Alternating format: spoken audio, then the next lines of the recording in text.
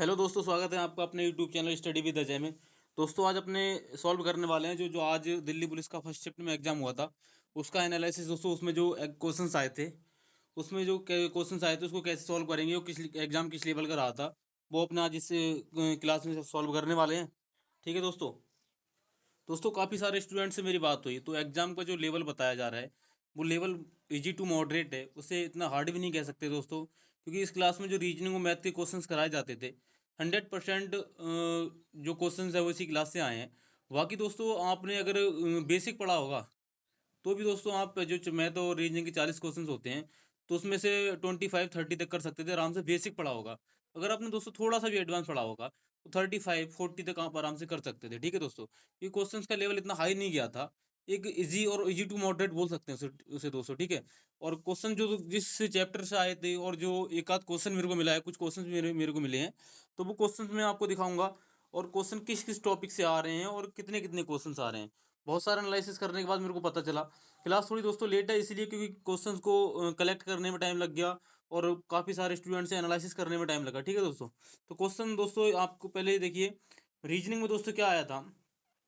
Reasoning के दोस्तों दो पार्ट होते हैं, वर्बल नॉन वर्बल। जो वर्बल से था दोस्तों 16 से 17 क्वेश्चन देखने को मिल रहे थे और नॉन वर्बल से दोस्तों 7 से 8 क्वेश्चन थे।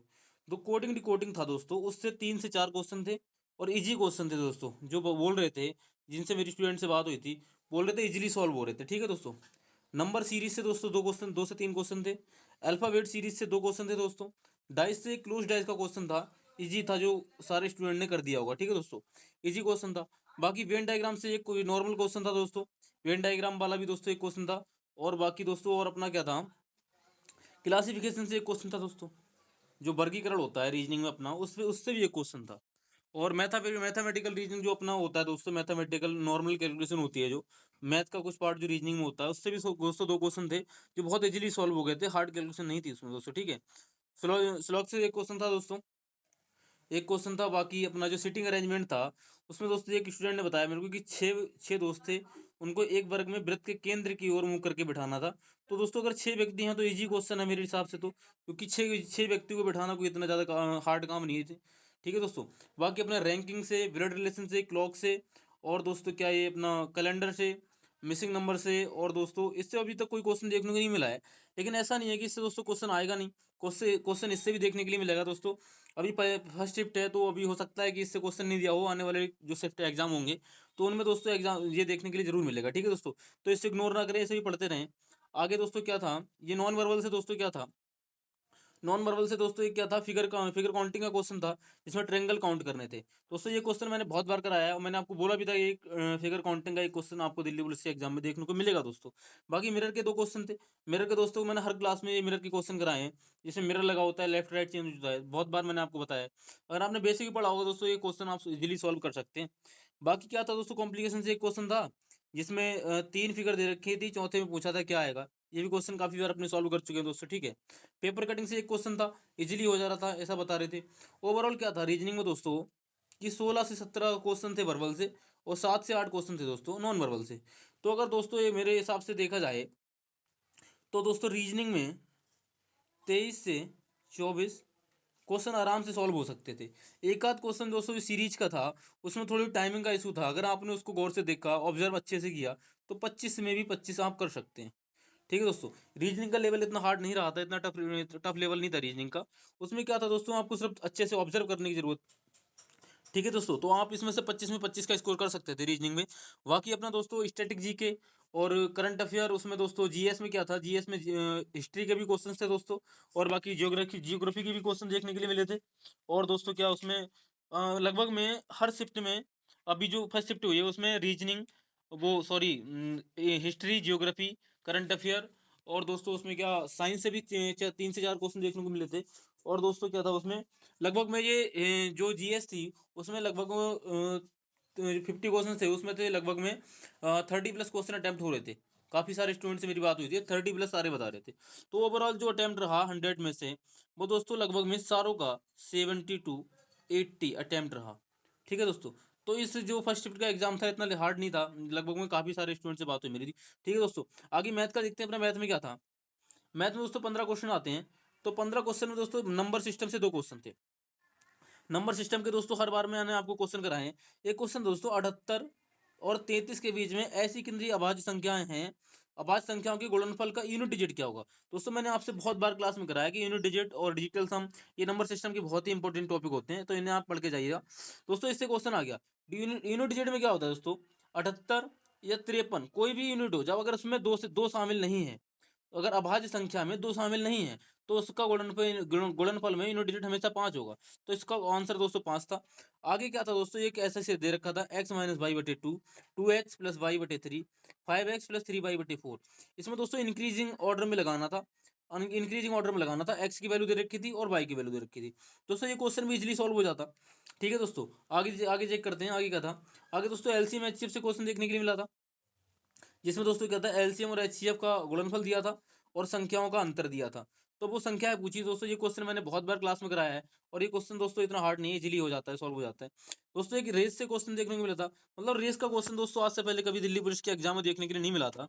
तो मेरे हिसाब से आपको रेस भी पढ़ के जाना चाहिए। ठीक है दोस्तों, रेस में क्या था, अगर हम स्पीड 80% बढ़ा रहे हैं तो टाइम कितना घटाना पड़ेगा। दोस्तों स्पीड और टाइम में अपोजिट रिलेशन होता है, जब स्पीड बढ़ेगी तो टाइम घटेगा, टाइम बढ़ेगा तो टाइम बढ़ेगा तो स्पीड घटेगी। ठीक है दोस्तों, तो ये 80% बढ़ाया तो इसे कितना घटाना पड़ेगा ये पूछ रहा था।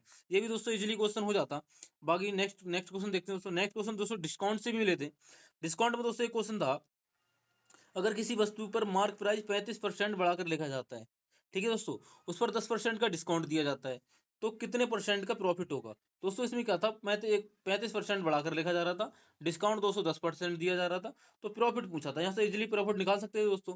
तो यहाँ से देखिए कितना हो जाएगा, 10% 135, ये 100 हो जाएगा, 90 का मान निकाल देंगे दोस्तों, तो 13 नंबर कितना 117 हो जाएगा, तो 17% का प्रॉफिट हो जाता है यहाँ से दोस्तों। ठीक है, बाकी क्वेश्चन टाइम वर्क से था कि ए बी सी, ए 10 दिन में करता है, बी 20 दिन में, सी 15 में। तो दोस्तों इनका कितना हो जाएगा, 60 हो जाएगा, 15 चौका 60, 20 तीन 60, 10 छंग 60। तो ए बी सी ने 3 दिन तक काम कर दिया, 6 4 10 3 13 3 39 काम कर दिया दोस्तों। 3 दिन तक इन्होंने साथ में काम किया। उसके बाद ए और सी चले गए, ए और सी चले गए, मतलब 10 तो खत्म चले गए। अब 3 की जो बी कितने दिन में करेगा ये पूछा था दोस्तों। 39 काम हो गया। अब कितना बचा हमारा, 21 काम बचा।